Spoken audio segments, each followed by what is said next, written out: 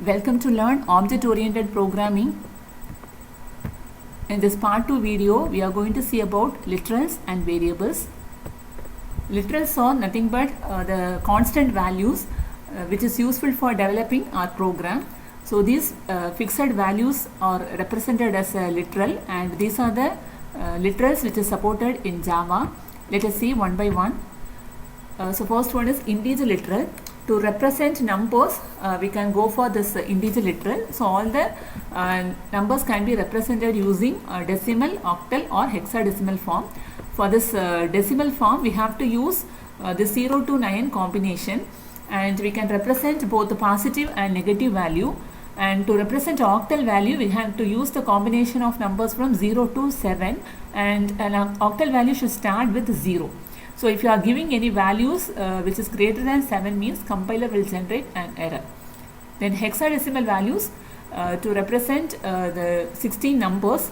So 0 to 9 digits and remaining 11 to 15 numbers are represented using this alphabets. And this hexadecimal number is start with 0 and small x or 0 capital X. Here is an example. Next is a floating point literal. So to represent real constants, we can go for this. So it can be represented using a decimal point or exponent. So decimal point, we can use this dot operator, and for exponentiation format, we can use this Mandisa and exponent format. So in this example, this is the Mandisa part, and this is the exponent part. So to represent the exponentiation value, we can use this small e.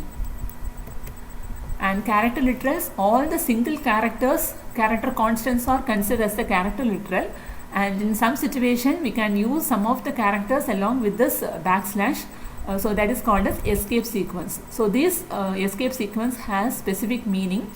For example, if I am using backslash n means it is considered as a new line character, so it will move the cursor into the new line. So likewise, backslash t is used for tab. Then this backslash u is used to represent hexadecimal Unicode character. So every Unicode having 4 digits. So here is an example for representing the Unicode of the small letter a. So likewise, we can use the character constants along with this backslash t and make it as a escape sequence. Then string literals, all the group of characters are considered as a string literal. So it can be represented using double quotes. So the things which comes under double quotes can be considered as a string literals. Automatically compiler adds some null character at the end of this string. Then to represent true or false value, we can go for this Boolean literal, and 1 is assumed for true and 0 is allocated for false value. So in this way we can allocate this Boolean literal into a variable. Next is variables. In Java, whenever we are using variables in our program, we must declare it. So here this is the syntax for declaration. First one is the type, data type. Then here we have to give the identifier name. So there is some rules for writing this identifier. That is, we can use either the alphabets or the numbers or the underscores. No other special characters are not allowed while writing this identifier. So any valid identifier can be used as the variable name. Then at the time of declaration, if you want to assign some values, we can use this one, the is equal to symbol. Then we have to use the value. So this is optional one. So if you want to give some initialization, you can use it. Otherwise, you can just declare the values. So here I am showing some of the example for declaring the values. The first one, I just declare 3 variables A, B and C as integer data type.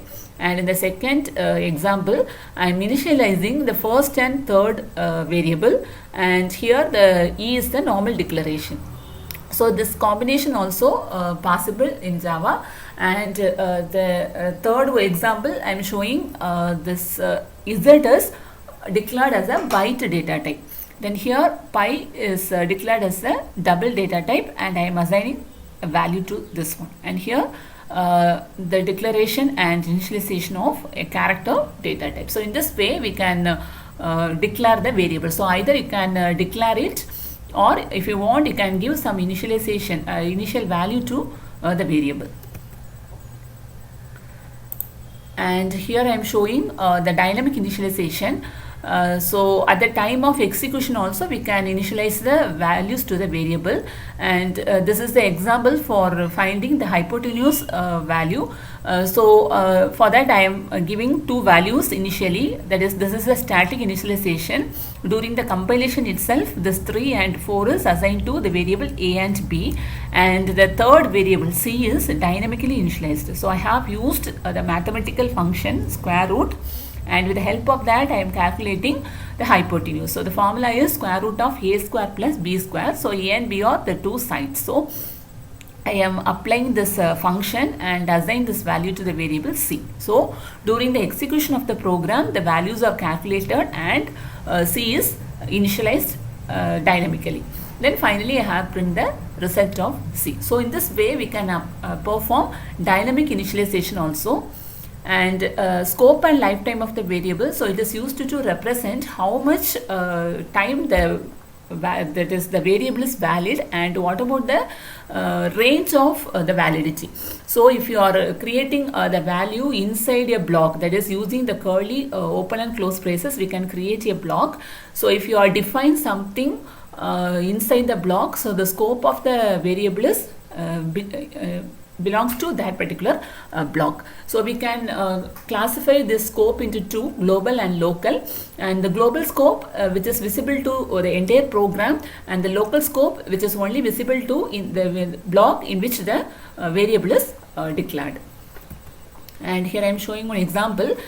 So this x has the x scope is throughout this program, and the variable y scope is only within this block, because inside this block only we have declared this y. So this y is having local scope, and it is visible only inside the program. So when we are using this y outside this block, it shows some error, because the validity, that is that lifetime of the variable will be ended in this at the end of this block. And in Java, the type conversion is possible. That is, if if the two types are compatible, Java will perform automatic conversion.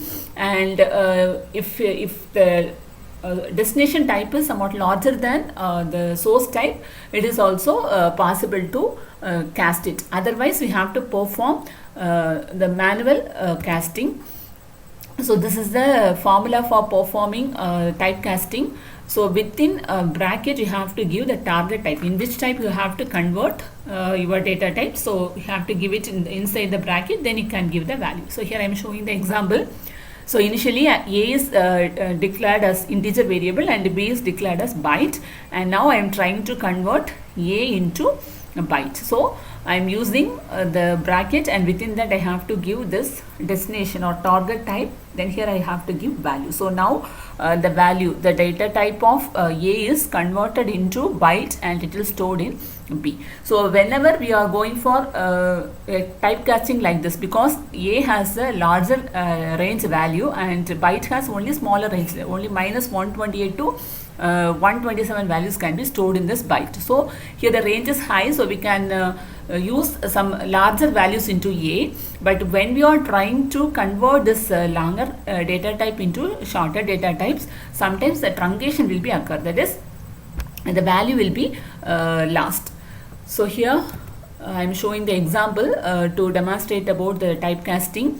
So I have declared some values and initialized with one. Here I is integer value, and now I am trying to convert it into byte value. So the result showing us 1, because this is the longer data type. So when we are trying to convert it into shorter data types, the modulo operation is applied on it, and it will show the result.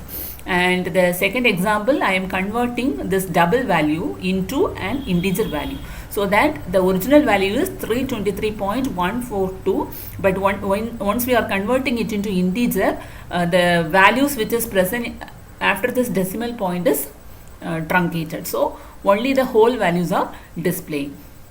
Likewise, if I am trying to convert this double to byte operation, again some internally modulation operation is performed and it will provide some other result. So when we are performing the typecasting from larger data type to a smaller data type, we are eliminating some values. So we have to take care of this while performing the type conversion.